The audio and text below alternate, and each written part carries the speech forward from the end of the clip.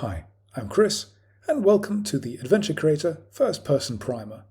In this tutorial, we're going to be covering how to create a 3D first-person adventure game that involves physical interactions, item puzzles, and timeline-based cutscenes.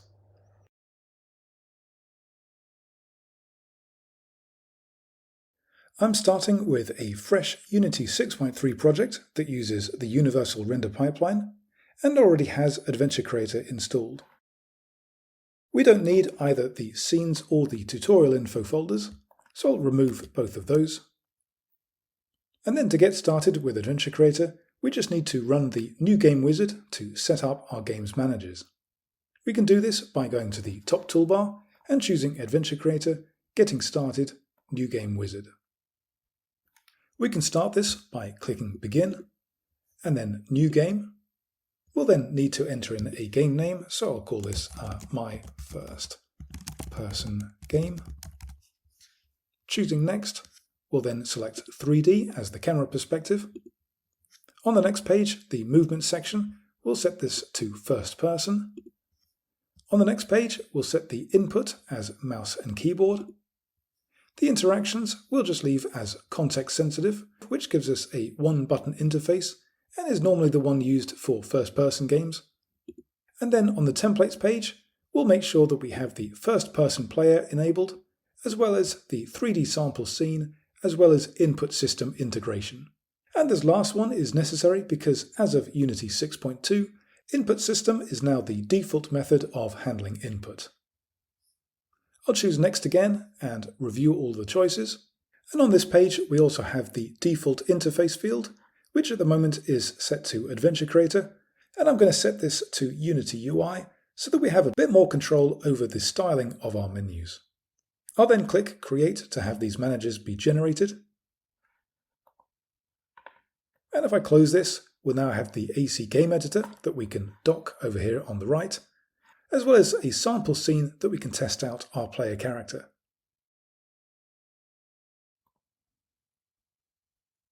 So we're now using the default first-person player character, and as we move around we can free aim, select hotspots by approaching them from the center of the camera. We have a slight head bobbing animation as we move around, and this becomes more prominent when we press Shift to run as well. We can press the Escape key to bring up the pause menu, and from there I can quit. The AC Game Editor is where we set up most of the global aspects of our game. So for example, in the Settings Manager, we have all of our game's main settings, and in the Inventory Manager, we can define all the inventory items that the player can pick up. Because we ran the New Game Wizard to create us a first-person game, you can see that the Settings Manager has already been set up with things like the movement method being set to first person, and a few other first-person specific settings like locking the cursor. But instead of this sample scene, we're going to instead rely on a separate asset that we can download from the Unity Asset Store. I'll put a link to it in the description. It's a free asset, though a little bit outdated, so we're going to have to do a little bit of work to get it running in URP. Once we've got it, we can access it from the Package Manager.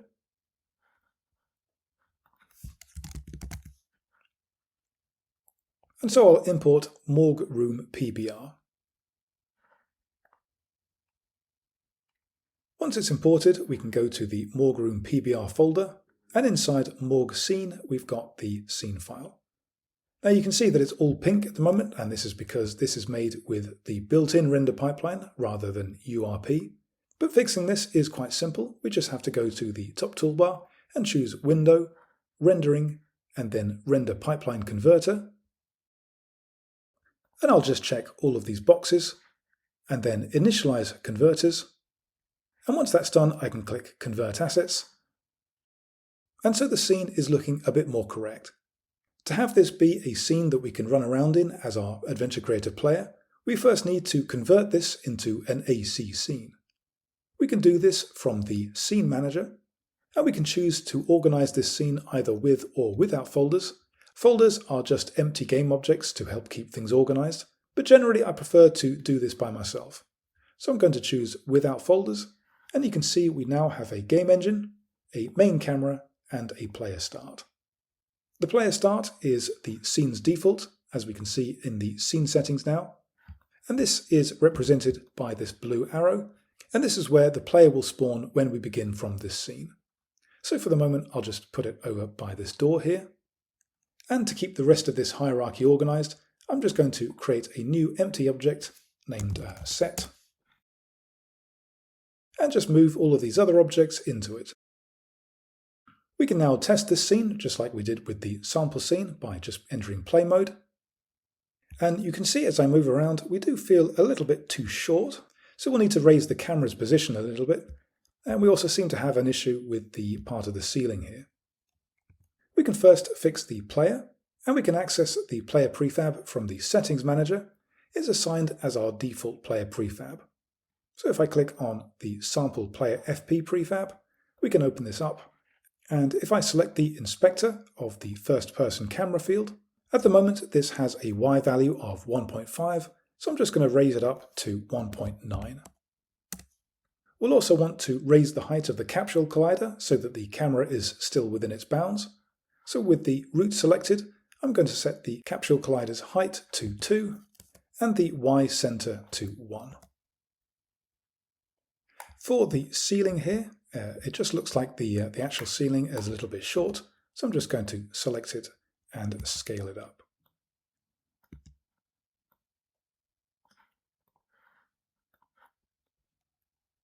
Running the scene again, you can see the player is now a little bit taller, and there's just another couple of things to take care of, and that's just the collision of some of these objects. So you can see I can clip through this table here. This table's okay, so is this. But the drawers over here as well can also be clipped through. In fact, it'll cause me to fall through the floor. With the table selected, I can fix this just by adding a box collider component. And for the drawers over here, we can see that all of these drawers are actually prefabs. So I'm going to select the original drawer prefab, and you can see it has a mesh collider but with no mesh assigned. So I'll remove this. And instead, with the body child selected, I'm going to add another box collider.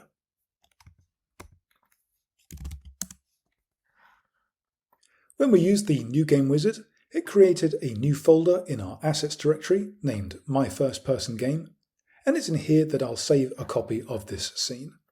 So I'll go to Create Folder, name Scenes, and inside this I'll save a new copy of this Morgue scene. You can see, if we look over to the left here, we've got a bit of corridor on the other side of this door. And so to demonstrate how Adventure Creator's scene switching works, we can rely on this as a separate scene. So with the new Morgue scene selected, I'll duplicate it and name the copy Corridor. And then with the Morgue scene still open, I'll just remove this corridor so that we can distinguish between the two. I'll open up this new corridor scene as well, and first I'll drag over this player start into the room, and then we can delete all of these other assets. We now just need to add both of these scenes to our build settings, and we can do that by going to File, Build Profiles, opening up the scene list. I'll add the open scene corridor, and do the same once Morgue is open as well. And because our game will start in the Morgue, I'll also drag this above corridor so that it has the index of 0.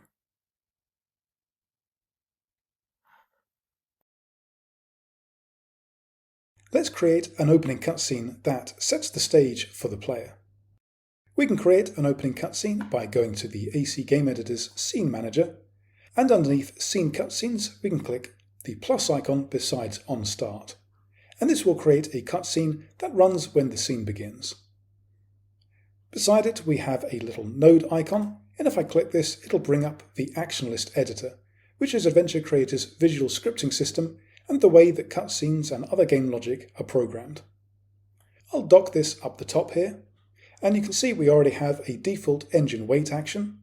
If I set the wait time to 1, it'll wait 1 second before continuing, and I can drag out a new action by clicking on this socket and dragging out a new wire to create a new action in some empty space. I'll change this new action's action type to dialogue, play speech, and then check player line to have the player say something. I can type in some speech text, maybe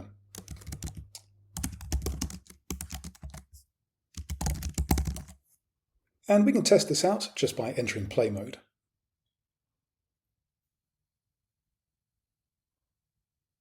You can see the subtitles appeared at the bottom, which is where the default interface puts them, and it also showed the name of the player character above it. We can get rid of that later, but for now we'll go back to our cutscene, and I want to make things a little bit more cinematic, so instead I'm going to rely on a timeline to animate the camera and a few other things. Timeline is Unity's sequencing tool, and I can create a new timeline by going to my first person game assets folder, right-clicking and choosing Create, Timeline, and then Timeline.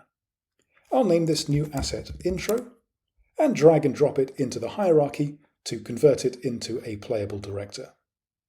We're going to be controlling playback through our cutscene, so I'll uncheck Play on Awake, and go back to the action list editor, and remove these actions, instead replacing this default one with an engine-controlled timeline action. The director will be Intro, and I'll check Wait Until Finish so that it remains in cutscene mode until it's completed. We can now go and edit this timeline by double-clicking on the Intro field, and if I dock it down here and press the lock button, we're going to have the player character waking up in first person on this table here before getting up and standing up so that we can then move around. We're going to animate the camera, but we're not going to do so with the main camera. Instead, the main camera attaches itself to whichever camera is active. So we're going to create a new camera just for this intro, and I can do that again in the Scene Manager. Further down, we have this Scene Prefabs panel, and underneath the Camera section, I'm going to click the Stationary button to create a new stationary camera. I'll name this Intro Cam. And just to keep things tidy, I'll parent it to the intro timeline. To begin animating it in timeline, I'll then drag it into the timeline window and choose Add Animation Track. And then with the Record button pressed, I'll move it into its default position.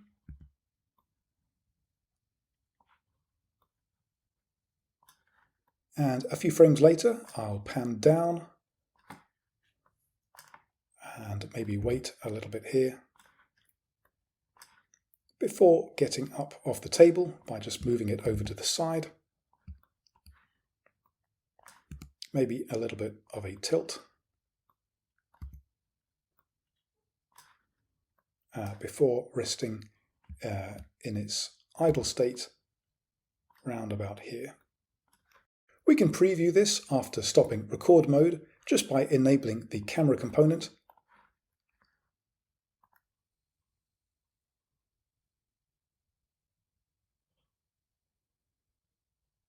That isn't too bad, so the next step is to just move the player start so that it appears where the camera ends the timeline. I'll uncheck the Intro Cam's camera component again, and then we just want to make sure that the main camera is attached to it during this cutscene. We can do that with one of the custom track types that AC provides. If I go to the plus icon and choose AC Main Camera Track, I can then right-click, choose Add Main Camera Shot. In its inspector, I'll set the game camera to Intro Cam, and then just make sure that it spans the whole width of this timeline. When this shot completes, it'll then revert back to the default first-person camera. So to avoid a snap cut, I'll just add a brief ease-out duration so that it transitions from this Intro Cam to the first-person camera.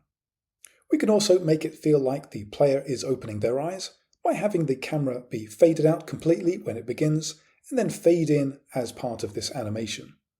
We can do this with another timeline track, and I'll choose this time AC Camera Fade Track. I'll right-click and choose Add from Texture 2D, and this will be the texture that gets overlaid.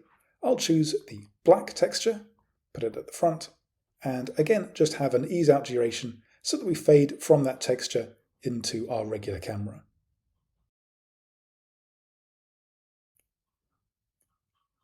We can also have character speech play as part of a timeline.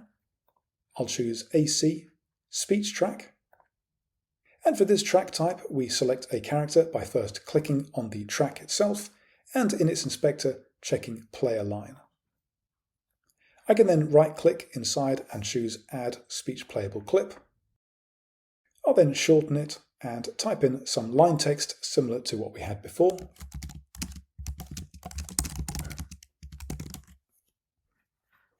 And we can then see how this is doing by again entering play mode.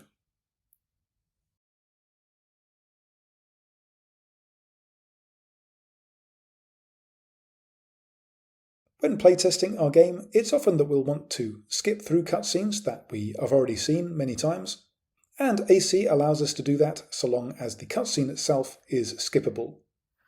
This is a setting inside the cutscene's properties. You can see that we have by default is skippable is checked, and so we can press the input named end cutscene to skip through it. When we used the new game wizard, we opted to install the input system integration, and we can find the controls for that inside the input system subfolder of our My First Person game, which is what the new game wizard put all of our game's assets into. If I look inside this and open up the controls asset, you can see underneath the player action map, we have an input named end cutscene, and by default it is mapped to the tab key. So if I press tab while this opening cutscene plays, we'll skip through the rest of it automatically. For a full breakdown of all of the inputs that are available to use in our game, we can find the Settings Manager, and scrolling down to the Input section, we have a list of all inputs that are available given our project settings. Now that we have a player character that can move around, let's start to make portions of our scene interactive. We can start with this blackboard over here and just have a simple interaction that runs when we click on it. To make it interactive, we'll use a hotspot to mark this portion of the scene as interactable. There are a few ways to do this, but the most easy is to go to the Scene Manager, and underneath the Logic section, I've got the blackboard selected, and then I'll click on the hotspot icon. Because the blackboard is selected, it'll ask us if we want to automatically position this hotspot over it, so I'll choose yes, and we now have our hotspot over the blackboard's mesh. And then going to its inspector, scrolling down to the hotspot component, I can give it a display name of blackboard, and further down in the interactions panel, I'll click the plus icon to create a new use interaction. The main field here is the interaction field, and if I click again the plus icon beside it, it'll create a new action list similar to our cutscene. So we've got this blackboard use interaction in our hierarchy, and again we have a node icon that I can click to bring up the action list editor. We'll start this action off with a character face object action that we can use to turn the camera towards this object. So I'll check Affect Player, we'll face with the body, but we'll also affect head pitch. The object to face will be our hotspot, and I'll check Wait Until Finish so that it completes before we run the next action. After this runs, we'll have a dialogue play speech action. This will be a player line, and the player will say something like, I don't want to know. In this game, we've opted to use a one-button interface to run interactions, and we can see this in the Game Manager's Settings Manager. Underneath the interface panel, our interaction method is set to context sensitive, which means that we can run this interaction just by left-clicking the mouse. So when I left-click, the camera turns and the player says their speech. We can find that as the player moves away, the hotspot is no longer interactive, and we can change the distance by opening up the Settings Manager, and at the bottom we have the hotspot ray length underneath raycasting. This is set to 3, so if we wanted to make hotspots be interactive from a little bit further away, we could just raise this value. We've also got the player's name appearing in the subtitles, and we can remove this by editing the subtitles menu. If we go to the menu manager, we've got a list of menus that make up the game's default interface, and if we select subtitles, we'll get the properties and the elements that make it up. You can see we've got 2 elements, one is speaker and the other one is line. We can get rid of the speaker label, which displays the name of the speaking character, just by selecting it and unchecking is visible. There are a few other things we can customize with this. You can see that as we click this, we'll get the speech text scrolling, and it all scrolls at the same pace. We can control general scrolling timing with the speech manager. We have the scroll speech text checked and the text scroll speed set to 50. But we can also insert brief pauses into the speech text itself. If I go back to our Blackboard use interaction and the speech action, I can click inside the text itself and add a wait token, which I can do with an open square brackets, wait, colon, and then the duration of the wait. So let's say 1 second, and then closing the bracket, we can then test this out.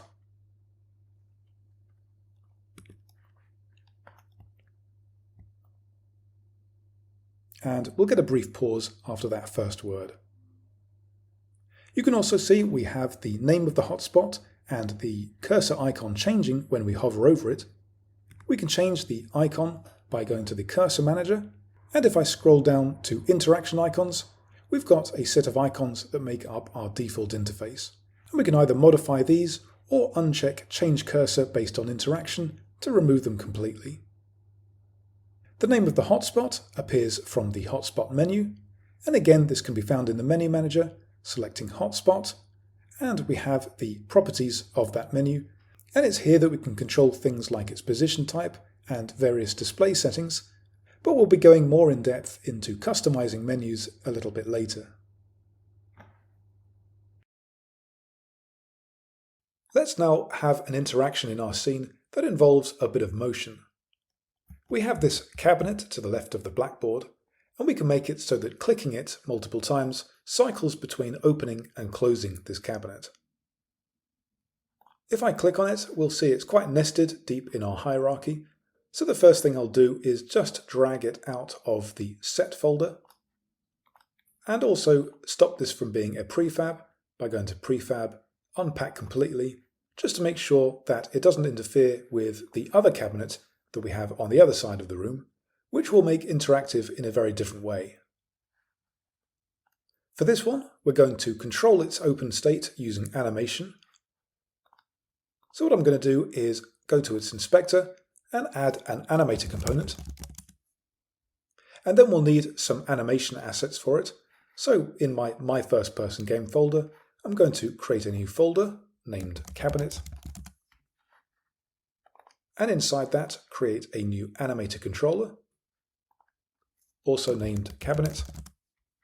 I'll drag that onto the animator's controller field, and then I'll create a pair of animations from the animation window. So I'll click Create and create a new animation called Cabinet Open. Click Record, and then move the Door 3 object just a little to the left. I'll then create another clip, this time named Cabinet Shut. Again, click Record, and I'll just move it a little bit so that it records the position keyframe in its closed position. If I then double-click on the animator controller to bring up the animator window, you can see that both of these animations are now in it, and it's here that we can create the transition between the two. So I'll make the shut animation the default by right-clicking and choosing Set as Layer Default State. And to have it transition to open, we're going to use a bool parameter. So I'll go to the Parameters tab, click on plus, then bool, and name it isOpen. I'll right-click on the shut animation to create a new transition, drag it onto open, And in its properties, I'll uncheck has exit time and give it the condition is open is true. And then I'll do the same from open to shut, so create a transition, uncheck has exit time, and set the condition to is open is false. We can test this out in our game quite easily just by docking the animator down here. And then in play mode, I'll make sure that the cabinet object is selected in the hierarchy, and then we can toggle the is open parameter in the animator window. To have this be something the player can click on, we'll need to make this a hotspot. With the blackboard here, we did this by using the scene manager, but a hotspot is really just a collider along with the hotspot component.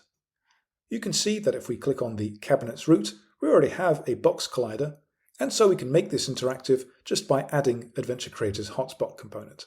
If I choose Add Component and then Adventure Creator, Hotspot, and then Hotspot, we'll then have the yellow cube showing that this is the clickable area. I'll set the label, if not name, to Cabinet, and then just as before, click the plus icon to create a new use interaction, and plus again to create the interaction action list. I'll dock this so that it's a child of the cabinet as well, just to keep things tidy, and we can then click on the node icon to bring up the action list editor. Before we can change the cabinet's animation, we'll first need to know what state it's currently in. And rather than accessing the animator's parameter directly, we can instead rely on a variable that links to it. Variables are the main way of keeping track of the game's various states, and there are a few ways we can define them. If we go to the AC Game Editor, we have the Variables tab, and it's here that we can define global variables that can be tracked across all scenes in the game. But in the case of this cabinet, it's only ever going to be referenced by this cabinet, and so for this we'll have a component variable which will be attached to this same game object. If I go back to its inspector, I can add a new component, and this time it's going to be an adventure creator, logic, and then variables. It's in here that we can create a new component variable, and I'm going to create one of type Boolean. Like the parameter, I'm going to name this isOpen. And with this defined, we can then go back to our cabinet use interaction and set the first action to a variable check action. And we can use this to read this variable's value. Because this is a component variable, I'm going to set the source to component, and the component is going to be this cabinet. We can then select the isOpen variable from the list, and the rest of its fields then mean that we're going to be checking if it's equal to true. If this is the case, that means the condition is met, and so whatever we drag out here will be run when this isOpen is set to true. So in the case that it's true, we want to set it to false, and we can do this with a variable set action, again setting the source to component, the component to cabinet, and we'll be setting isOpen to false. If this condition is not met, that means isOpen is false, and so we'll want to set it to true. So I can just duplicate this previous variable set action, change this statement to true, and have it run from the if condition is not met socket. Finally, we just need to link our isOpen variable with our isOpen parameter, and we can do that with another component. This one is an adventure creator, logic, link variable to animator. Here we can supply the shared variable name, and that's isOpen. And we'll set the variables to the one we have above, and the animator has already been set. Going back into play mode, we can now approach the cabinet to activate its hotspot, and left-clicking opens and closes it. Of course, sometimes we'll want to control animation directly from our action lists, and we're going to do that when we affect this door over here. This is going to be the entryway to the next scene, the corridor that we made earlier. But first we're going to have the door be locked, and so that when we click on it, the doors rattle a little bit to show that the door isn't going to open. So as before, I'm going to select this door object, and in the hierarchy I'll drag the door parent out of the set object, and then create a folder for its animation assets in my project window. So I'll go back to my first person game, right click, choose create folder and name it door. And inside that I'm going to create a new animator controller, also named door, and I'll drag this onto the door's root. With this door still selected, I'll go back to the animation window and click create to make a new animation. I'll call this door shake. And I'm just going to animate these two doors a little bit by having a little bit of a rotation back and forth to give the impression that they're being shaken but not opening.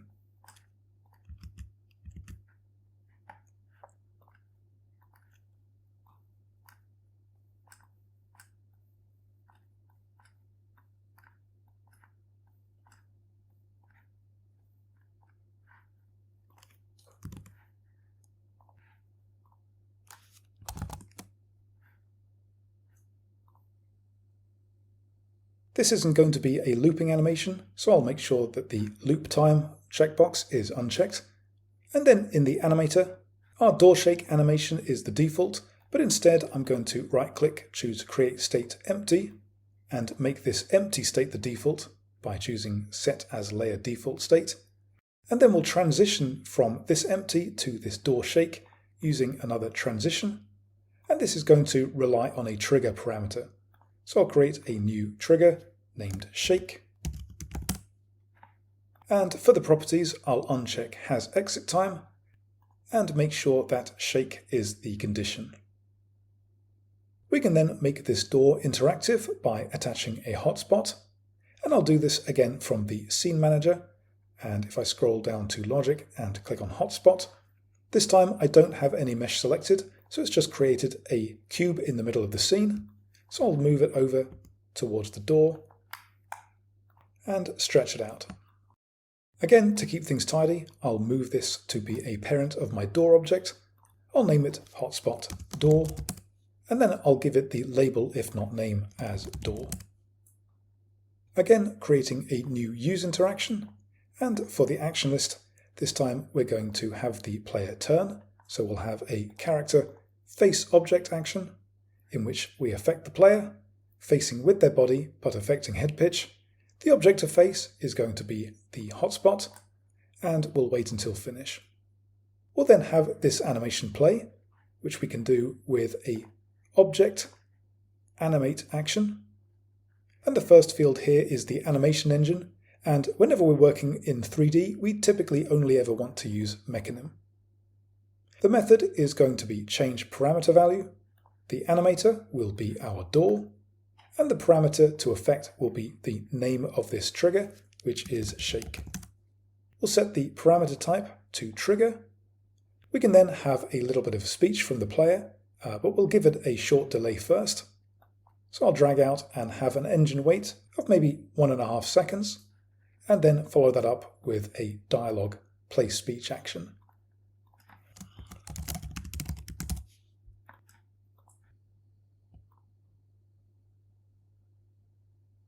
And I've just realized a mistake I've made, which we can see if I try clicking again. You can see that the animation won't play a second time. And the reason for that is that we've already transitioned to our door shake animation, and so we can't transition from empty anymore. We can fix this just by deleting this transition and instead having it come from any state. So I'll go back and create a new transition and make sure that the condition is shake. And I'll also make sure that can transition to self is checked. Right now, the player always says the same dialogue line whenever we interact with it, but we can add a bit of variety by having a different line play each time. We can do this with another action, and this is the variable run sequence action. And it's with this that we can run different chains of actions each time it's used. So to demonstrate this, I can set the number of possible values to 3, and I'll reroute this engine wait onto this action. So I'll reroute over here, and then I'll have the first option route back onto this dialogue play speech. I'll have these two other output sockets run different actions. So these will both run dialogue play speech actions that have the player say something different.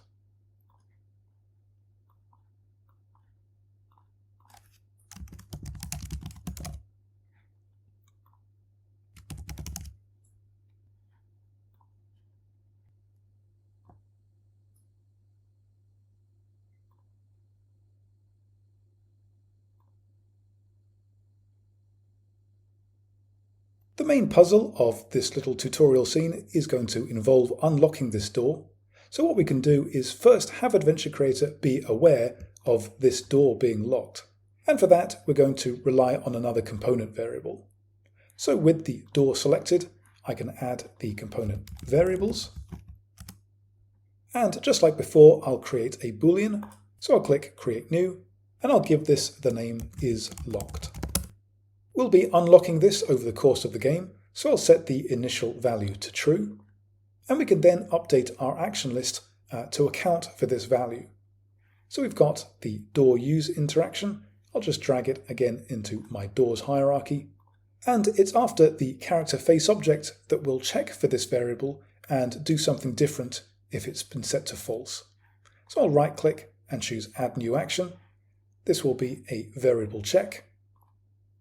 Just like before, this source will be component, the component will be door, and we'll be checking if isLocked is equal to true.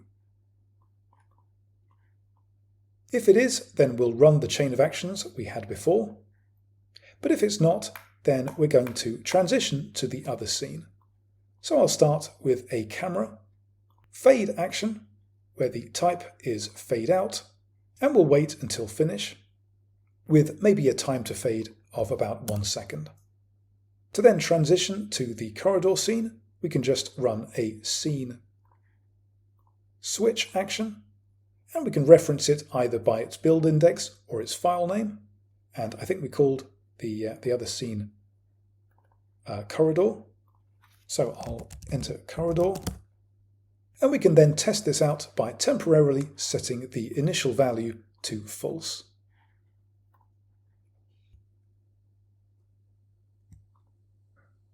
And here we are in the other scene. You can see we need to do a little bit of work on the ceiling here, and we're also appearing in the wrong place. We're actually appearing facing the door we've just come through, but we'll go through this other scene a little later on.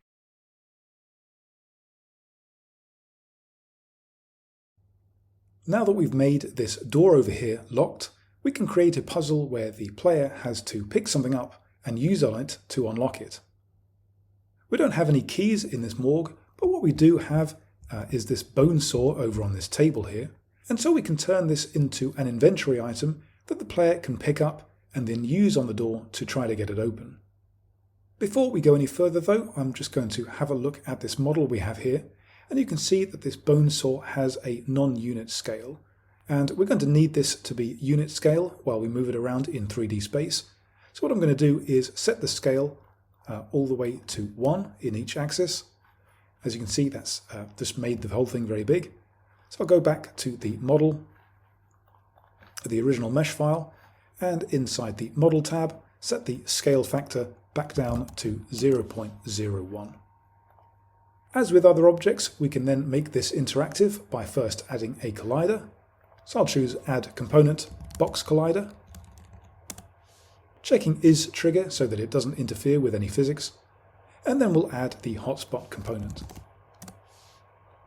In the label, I'll give it the name Bone Saw, and create a new use interaction.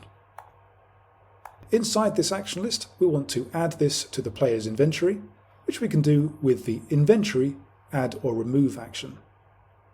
You can see we'll get this message box saying that no items currently exist, and we can fix that by going to the inventory manager of the AC Game Editor. From the Items subtab, we can click Create New Item, and underneath we can set its properties. So again, I'll set the name to Bone Saw. For the main graphic, I went ahead and created a very simple icon texture out of the Bone Saw model. Inside my first-person game, I've just got this crude bone saw texture, which is really just a screenshot and the background alphaed out. So I'll assign this as my main graphic, and it's this that will be used in our inventory menu. So now we can go back to our action list, and you can see we've got our fields populated with adding the bone saw as the default settings. We'll then need to remove the actual 3D object from the scene, and we can do that with an object add or remove action, setting the method to remove and the object to delete as our bone saw.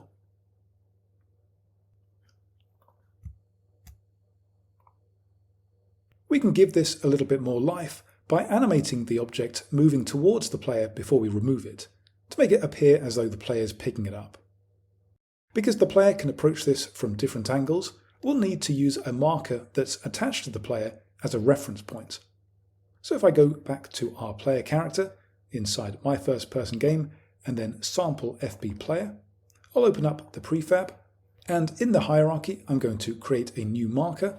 We can do this from the scene manager, and underneath navigation I'll click on marker. This is represented by a green arrow, very similar to the blue arrows that represent player starts, and I'm just going to move it up so that it's most of the way up and then a little bit further back, just behind the camera. I'll name this player take marker, and then back in the action list editor we can move our bone saw with a new action. This one is going to be an object transform action. It takes a movable object as a component. The movable object is going to be our bone saw, so actually I'm going to have to come out of my prefab mode and go back to my bone saw and just add the component movable. I can then assign this in my movable field, and we'll then change the translate field to copy marker, and this is going to be the marker we've just added to our player.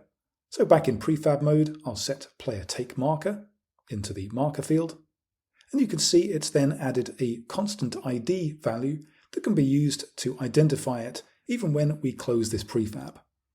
I'll set the transition time to maybe 0.8 seconds with a movement method of smooth and waiting until finish. We'll have this run before we remove the bone saw, so I'll just redirect from the inventory to this transform to the remove action. We can tidy up our actions just by clicking the auto arrange button, and just before we test I'll also need to make sure that act in world space is checked.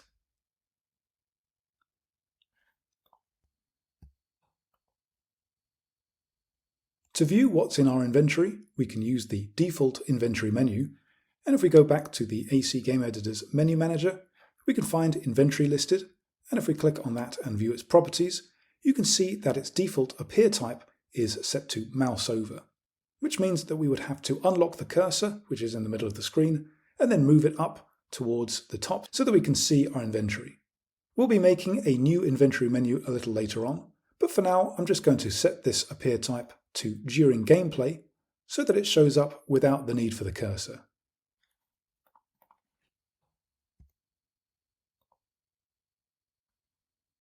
With an inventory item created, we can now return to this door hotspot and create an inventory interaction for it. We can do that back in the hotspot's properties, and right at the bottom we have a section for inventory interactions, and if we click on this we'll create a new interaction very similar to the use interactions we've got before, only this time instead of setting a cursor, we're instead setting an inventory item. We only have one item, so this defaults to bone saw, so if I click to create a new interaction action list, it's this logic that will run when we use the bone saw on this door. The first step in this interaction will be to remove the item from our inventory, and we can do that with another inventory add or remove, this time setting the method to remove.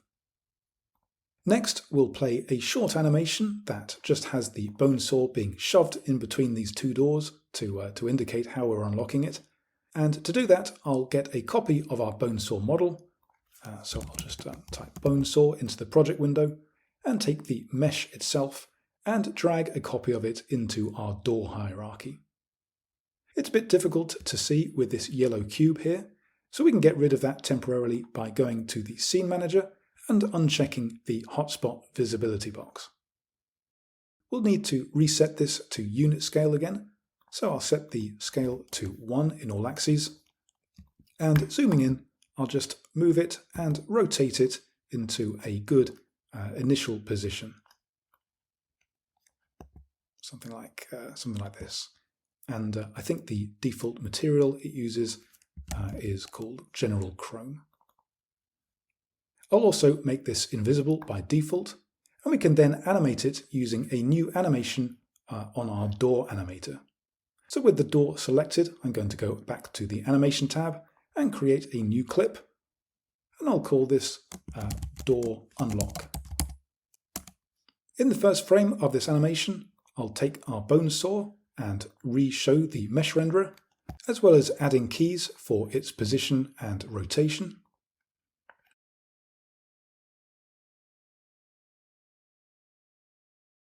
And then scrubbing forward through the timeline, I'll just animate its position and rotation a little bit.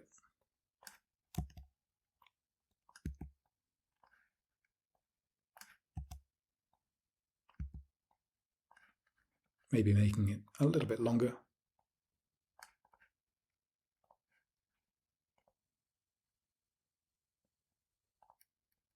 That's probably good enough, so back in the animator window, we'll then create a transition to run this door unlock animation. So I'll create a new trigger parameter named unlock. And again, from any state to door unlock, I'll create a new transition. This time I'll set the duration to 0 and set the condition to unlock. Once this is completed, I'll then revert back to our default state. And for that, we'll have an exit time of 1 and again a duration of 0.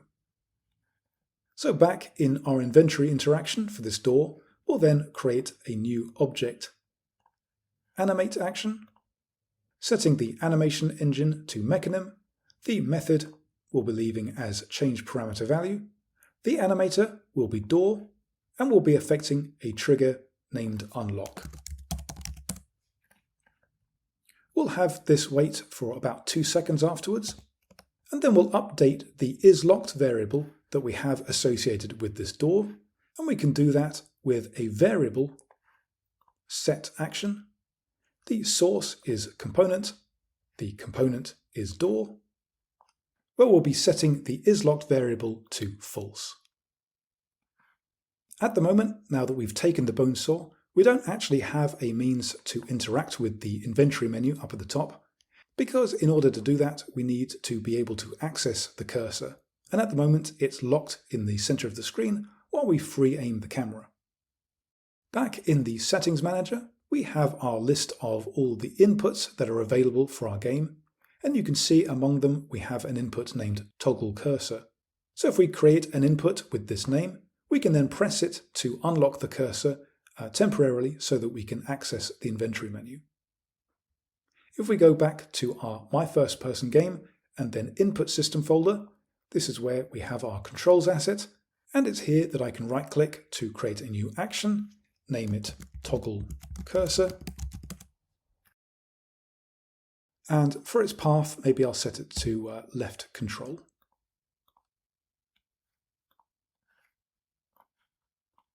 So as I approach the door with the bone saw in my inventory, I can click the control button to unlock the cursor, move it up over the bone saw item, click to select, and then click again over the door to interact with it.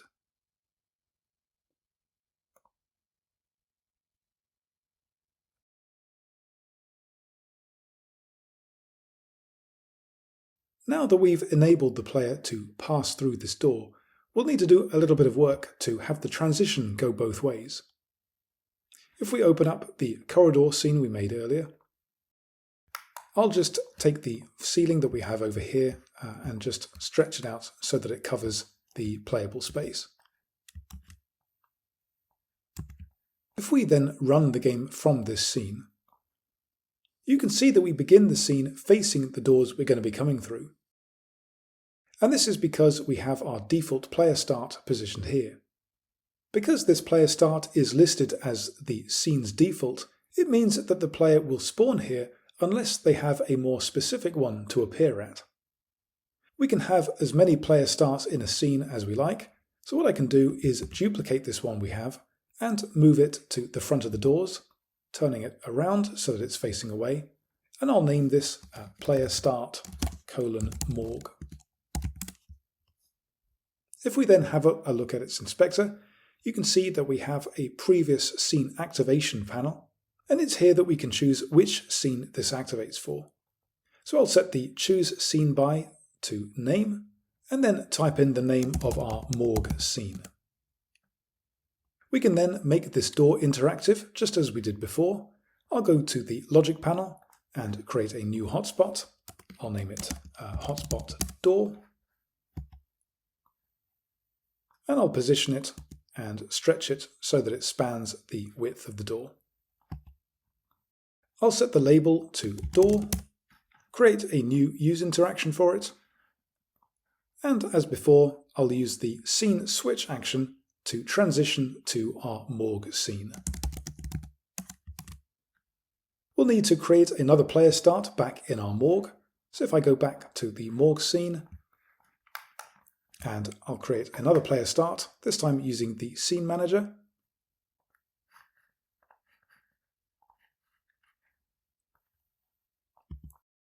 And I'll name this player start corridor.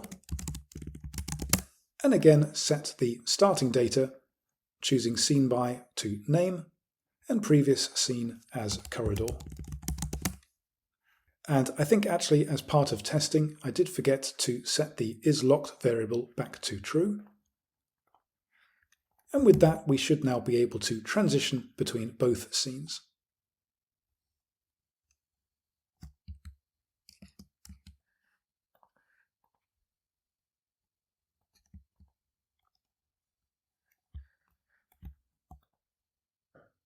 A little gotcha you can see as we transition back to the Morgue scene is that our opening cutscene started playing. That's because it's listed in our scene manager as the onStart cutscene, and this will kick in whenever this scene begins during natural gameplay.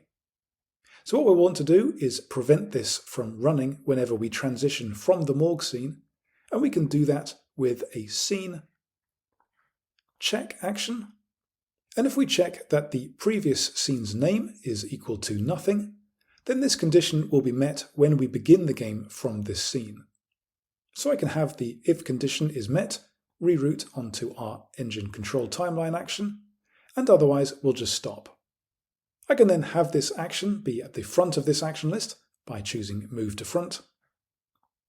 And this means the intro will only play when we begin the game from this scene.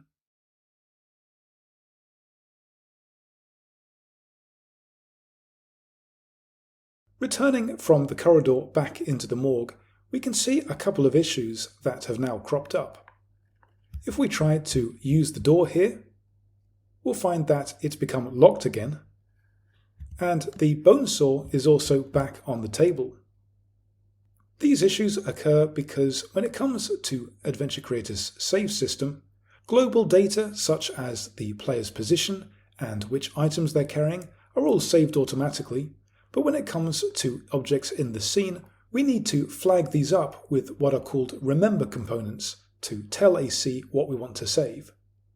The bone saw here, if you remember, we move it over towards the player and then remove from the scene. So in order to save this, we need the remember transform component. And we can add this just by going to Add Component, Adventure Creator, Save System, and then from here we'll have a list of all the available remember components. I'll choose Remember Transform, which by default will just save the position, rotation and scale, but we also want to record its presence in the scene, so I'll check Save Scene Presence. We get a message about needing to check a particular box in the Settings Manager, and that's just to ensure that the scene is always reloaded whenever we load a save file. I can do this back in the Settings Manager. Down at the bottom under Scene Loading, I'm going to check Always Reload Scene when loading a save file. For the doors, over here, saving is a little bit easier. If I select the door, we have our variables component, and we need to make sure that the isLocked variable is saved. And we can do this with a different remember component. And here I'll add save system remember variables. But this is more of a demonstration of the way that the save system works, because we can actually automate this process. And if I remove this component here to demonstrate, I'll save the scene and then go back to the settings manager, and up at the top underneath the saving panel we have this auto add save components to game objects button, and if I click on that it'll go through all of the scenes in our build settings and try to add all of the components that it believes it needs to. So if we reselect the door here, we've got our remember variables component added back on. Having set up our scene for saving in this way also allows us to properly save and load the game, and we can do this from the default interface by pressing the escape key, and then we'll have access to the save and load menus.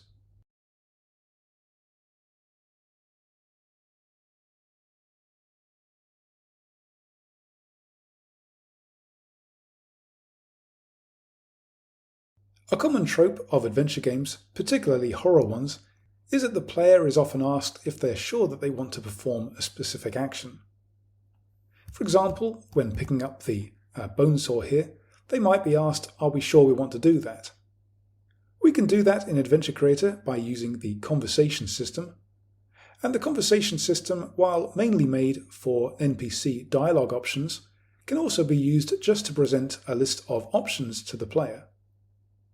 We can create conversations from the Scene Manager, and then scrolling down to the Logic panel, I'll click to create a new conversation, and I'll name this conversation yes/no. In its inspector, we can then define the options that appear, so I'll create 2 of them, and selecting each one in turn, I'll set the first one's label to yes, and the second one's to no. We have some other properties underneath, but we can ignore this and just go straight back to our interaction for this bone saw. So I'll open up the bone saw use interaction. So what we'll first do is give the player a bit of a monologue. So we'll create a new action. This will be a dialogue play speech. It'll be a player line, and we'll have something like, looks sharp, should I take it? We can then show our 2 options on screen, and we can do that using a dialogue start conversation action. The conversation is going to be our new conversation object, and if I check override options, then we'll have output sockets for each of the 2 labels we've defined. So if we say yes, I can drag out this socket back onto the inventory add or remove action, and if we say no, then we'll just stop the action list.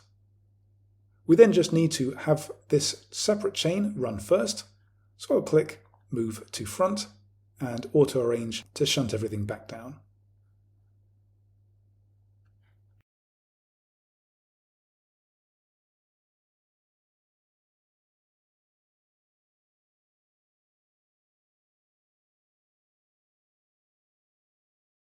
One of the advantages of adventure games being in first person is that they often allow the player to manipulate objects physically in 3D space. Earlier we made it so that this cabinet can be opened and closed with discrete button clicks, but we can go a bit further with this other one that's on the other side and make it so that we can hold the mouse to drag the door open and shut. I've got this cabinet in the hierarchy, and just as before I'm going to move it to the root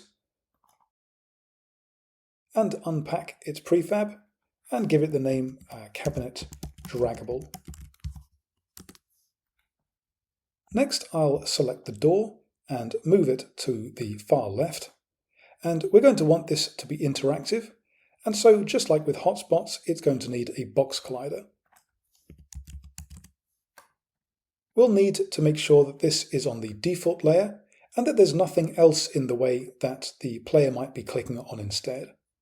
And if I go back to the cabinet's root, you can see that this too has a box collider that's also on the default layer. So I'm going to just change this to ignore raycast so that the only one that we can detect is the one on this door. We can then make this door draggable just by adding Adventure Creator's Draggable component. So in the Add Component menu, I'll choose Adventure Creator, MISC, and then Draggable. This is quite a complex feature, so the inspector is also complex to match, but the only thing we're interested in right now are these drag settings. You can see that we've got a drag mode field that lets us change the way that we can drag it, and this defaults to lock to track. And this is what we want to use, because a track allows us to limit an object's movement or rotation to a predefined area. And in the case of this sliding door, we want to limit it to a straight track. We can find such a track inside the Scene Manager, and if I scroll down to Movable, I can click to create a new straight track, and I'll make this a parent of the Draggable. For this to work, we need both the Draggable and the track to be in the same position when the game begins. So if I select the door, I'll go up to the top and copy its position, and then with the track selected, paste those component values.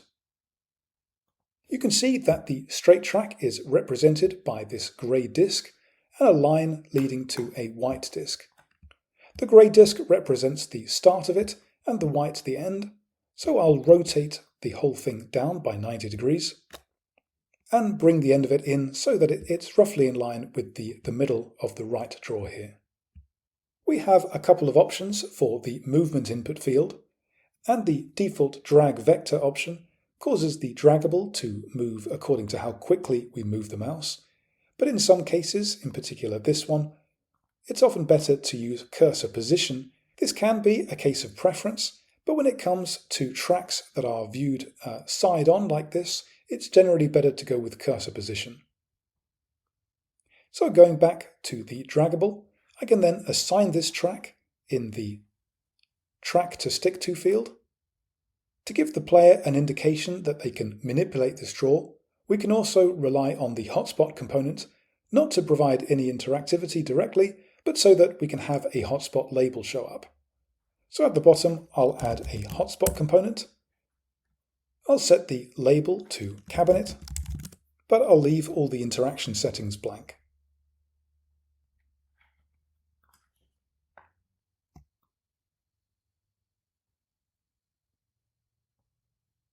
This is also down to personal preference, but we can also make it so that the camera remains fixed while we're dragging, and we can do this from the Settings Manager underneath the Interface panel, checking Disable Free Aim when moving draggables. We can also have a cursor appear while we're dragging by going back to the draggable and checking Icon at Contact Point.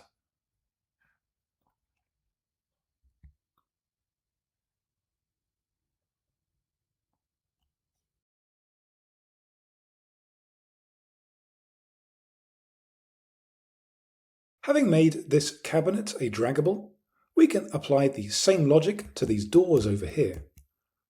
These will be a little bit more complex because they'll involve rotations, but essentially it's a case of adding a draggable and then a hinge track instead of a straight track. If I select one of these, you can see that they all use the same prefab, so I'm going to edit the original prefab so that all will be affected at once. If I select the door and make sure I'm using the pivot gizmo, you can see that the origin is around the hinge, and so we can create a hinge track in the same position. As before, I'll do this from the Scene Manager, and this time add a hinge track. And I'll make sure that it has the same position as this door. So again, I'll copy the position, select the hinge track, and paste that position back in.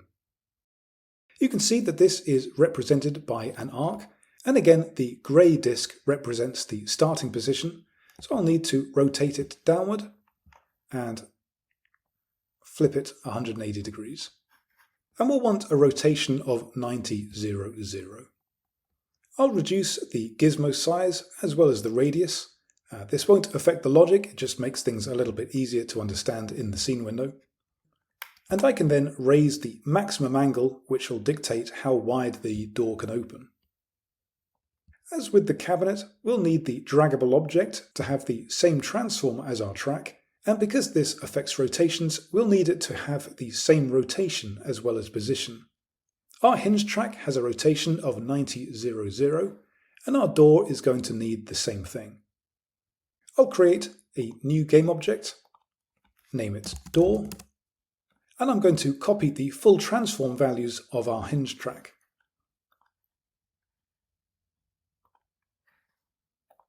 And then paste them onto the door.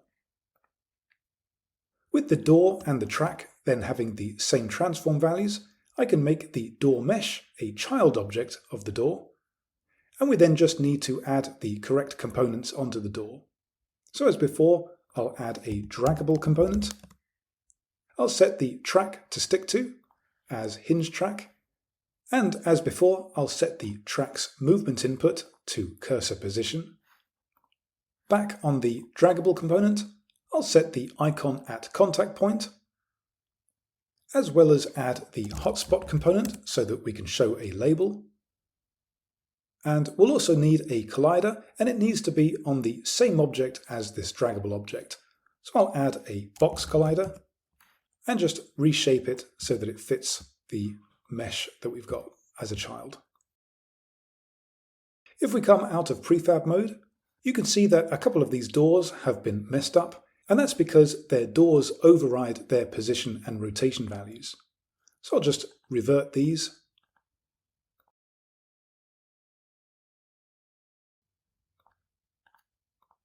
And if we want to have them be open when the game begins, we can instead select the draggable and then increase the initial distance along slider.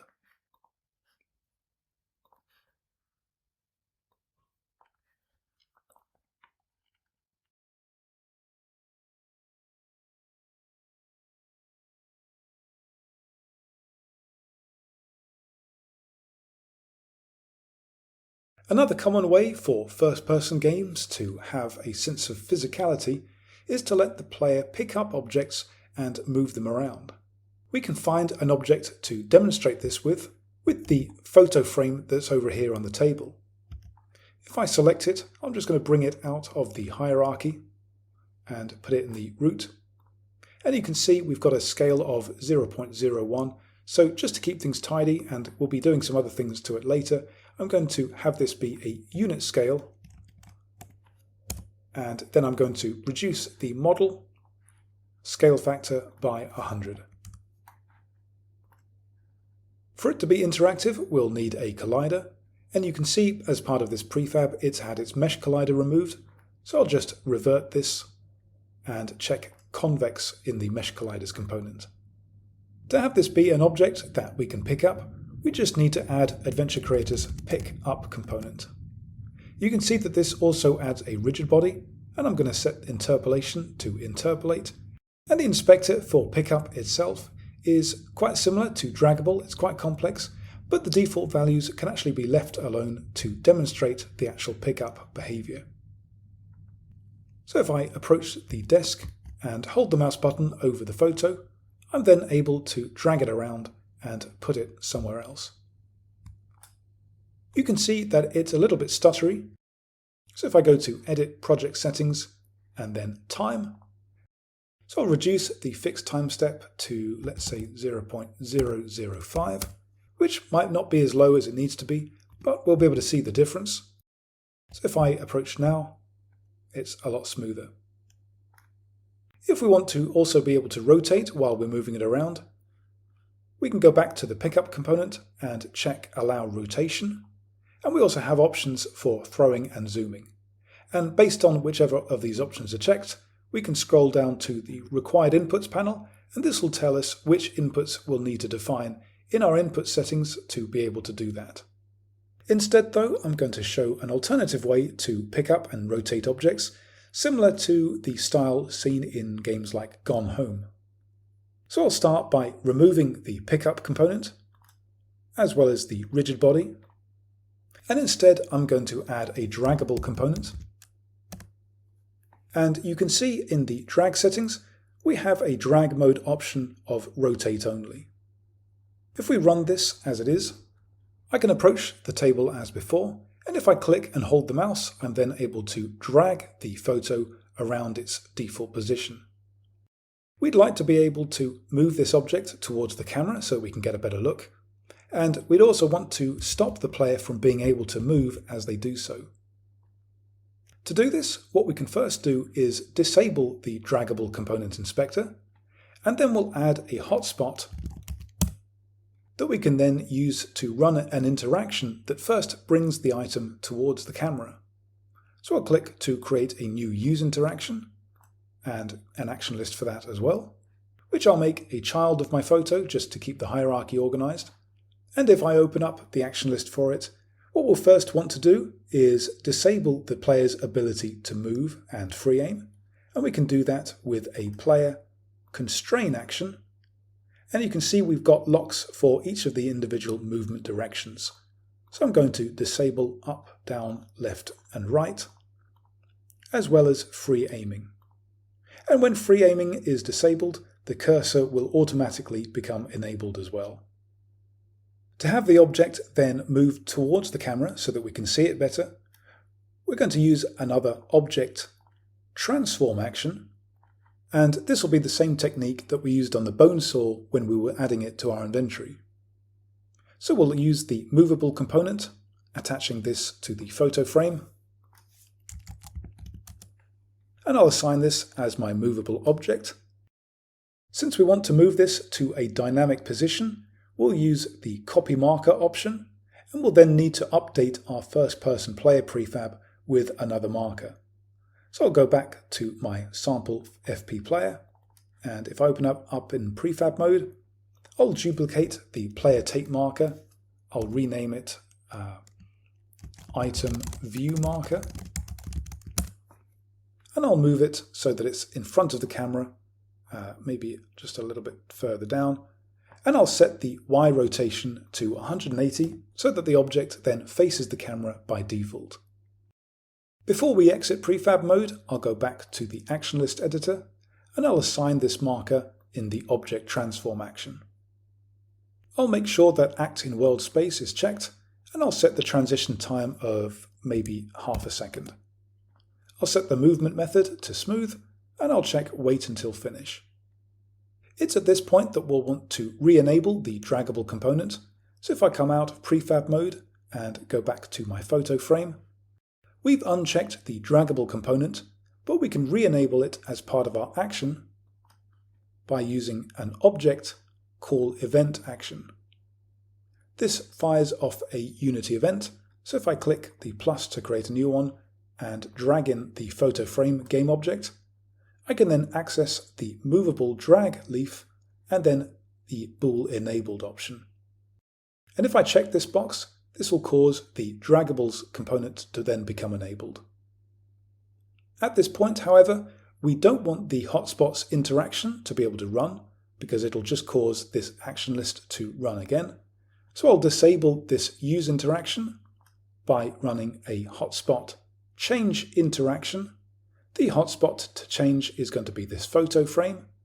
The interaction to change will be this use interaction, and we'll be setting the change to make to disable.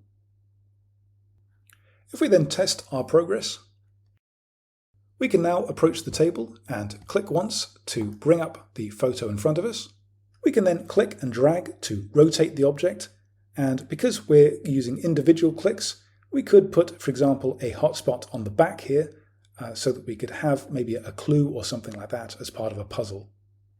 To have it so that we can then exit this item mode, we can add an examine interaction onto this hotspot, and this will run whenever we right-click on it.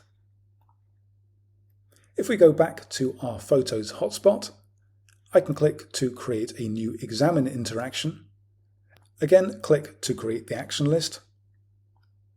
And this time I'm going to uncheck the enabled checkbox so that we can't right-click to begin with. If I go back to the use interaction, I'll enable this as part of this use interaction list.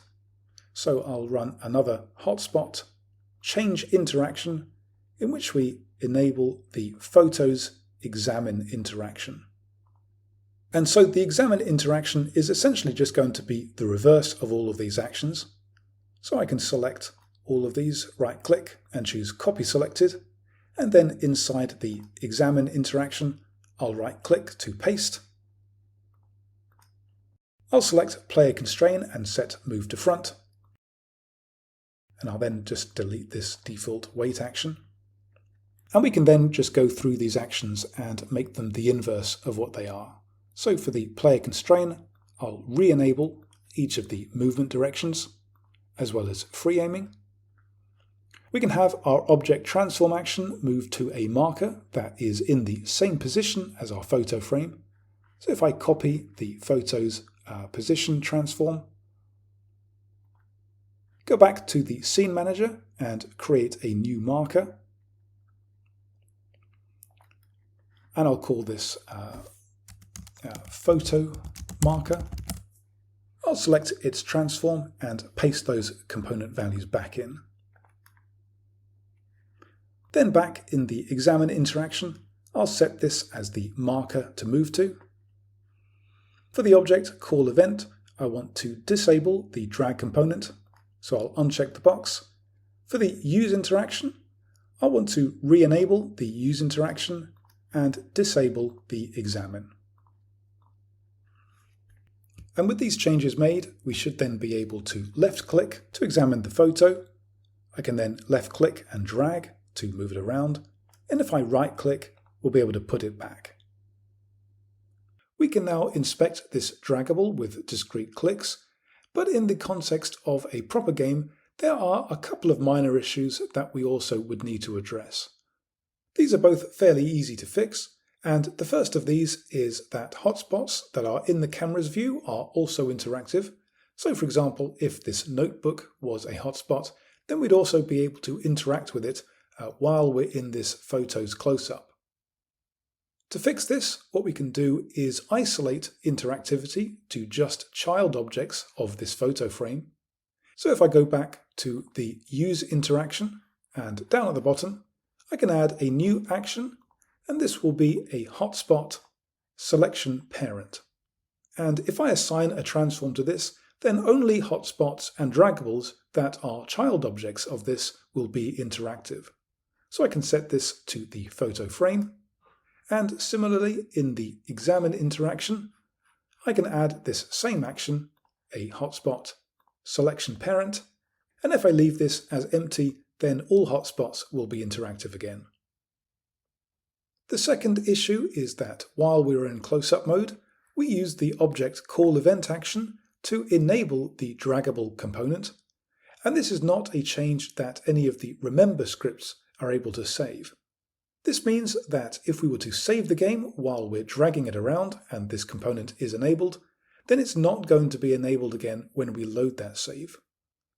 We can get around this just by temporarily preventing the player from being able to save the game while inspecting this item. And we can do that with another action. Again, I'll go back down to the bottom of the use interaction and I'll add a new action. This is going to be an engine manage systems action. And if I go down to the bottom, I'm going to set the saving field to disabled. And with this change made, we will not be able to save the game. And again, I'll have the same action at the end of the examine interaction, doing the opposite. So I'll just paste this in, wire it up, and I'll re-enable the saving system.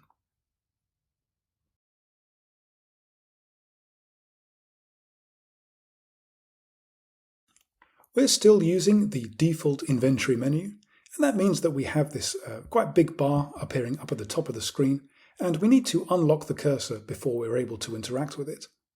What we can do now is create our own inventory menu that's a little bit easier to use. If we go to the menu manager, we can see a list of all of our menus, and I'm going to delete the default inventory menu.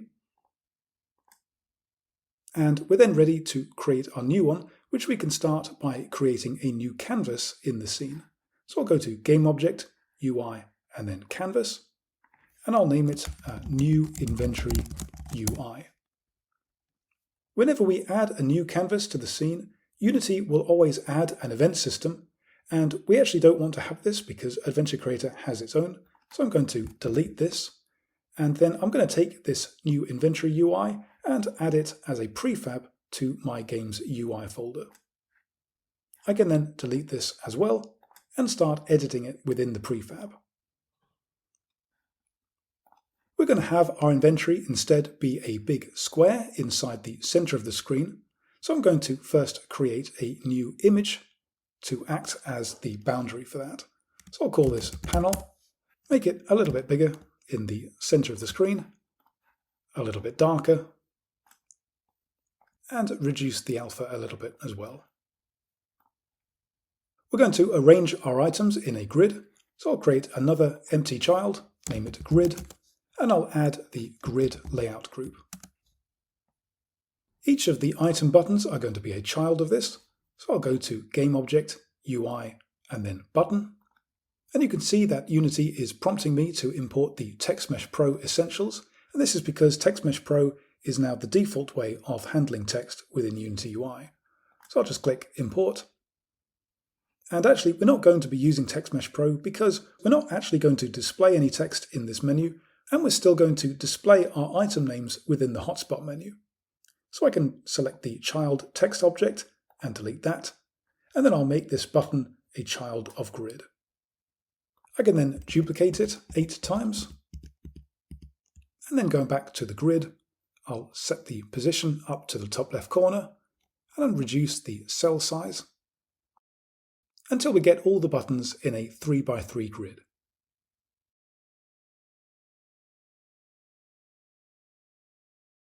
Next, we can define this in the menu manager. So I'll click Create New Menu and name this new one Inventory. The source is going to be Unity UI Prefab. And before I do anything else, I'm going to make sure that the hotspot menu is actually listed beneath it. So I'll click this little cog icon and choose Rearrange Move to Bottom. And the reason we do this is because menus are processed in the order in which they're listed here, and we want the hotspot menu to be able to react to the cursor being over our different items. Going further down, we can set the appear type, and currently this is set to manual, which means we can control it using actions, but I'll instead set this to on input key so that we can turn it on and off by pressing the same input. I'll set the toggle key to a new input that we're going to make. I'll name it toggle inventory. And I'll need to define this in our input actions. So going back to our input system folder, I'll open up the controls asset, and I think this will actually replace our toggle cursor input. So I'll just rename this to toggle inventory. Towards the bottom of the menu's properties, we have the linked canvas prefab, and this refers to the new inventory UI we've made. Next, we have a rect transform boundary, and this is a rect transform that we can use to determine whether or not the mouse is over the menu. So we can use the panel that we've made, and I'll drag this from prefab mode into this field. If we then scroll down to the elements section, we're only going to have one element, and that's going to be the inventory box. So I can create a new inventory box, click on the plus, and we'll then have its properties. I can leave its type as default, but I'll set the maximum number of slots to 9, and we'll then have to assign each of these buttons into the button fields.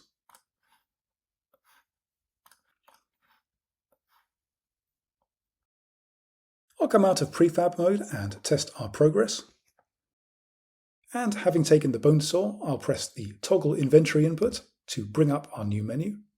And you can see that when we turn it on, the bone saw is appearing in the top left corner. But if I'm moving the mouse, we're still in free aim mode, so we're going to need to unlock the cursor automatically. I think I'll also make a slight tweak to the panel background. So I'll go back to the panel and just darken that panel and raise its alpha a little bit more. Returning to the menu manager, you can see that we have fields in the menu's properties for action lists that will run when it turns both on and off, and we can use these to control the cursor automatically as it does so. So I'll click on the plus icons for both of these, and then move these two action lists into the UI action lists folder. I can bring them both up by clicking on the icons beside them, and so for turn on, I'm going to use another player constrain action in which we disable free aiming, and similarly for turn off, I'm going to run another action that re-enables free aiming. With that change made, I can now press the input to open up the menu, and then use the cursor to select the item as we were before. Well, that about wraps it up for this tutorial. Thank you very much for watching, and you can find more tutorials available on the Adventure Creator website, which can be accessed from the top toolbar and choosing Adventure Creator, Online Resources, and then Tutorials.